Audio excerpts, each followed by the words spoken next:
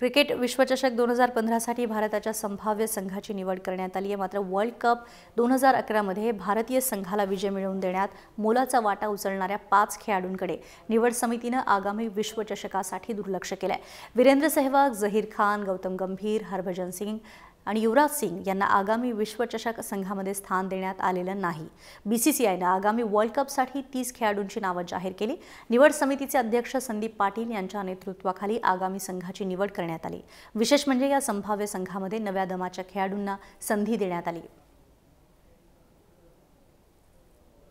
की तरी जे 30 आता जे काढलेले आहेत त्याच्यात कदाचित अनुभवी खेळाडू त्यांनी घेतले नसेल।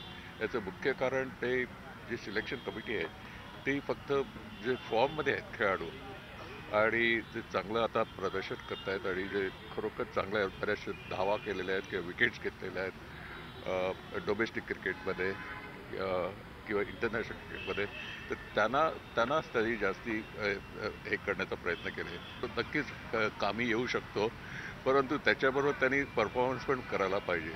जसं की आता सहवाग वगैरे ज्यांनी 200-300 रन्स वगैरे नेहमी केलेल्या होत्या पूर्वी, परंतु आता सध्या काहीच फॉर्ममध्ये वगैरे नाही। तर त्या फॉर्ममध्ये यायला त्याला आणखी थोडा वेळ लागेल आणि मग एकदम इंटरनॅशनल क्रिकेटमध्ये यायला त्याला आणखी थोडासा वेळ लागतो, कारण त्या प्रकारचं ॲटमॉस्फिअर, तिकडचं वातावरण वगैरे सगळं निराळं असतं।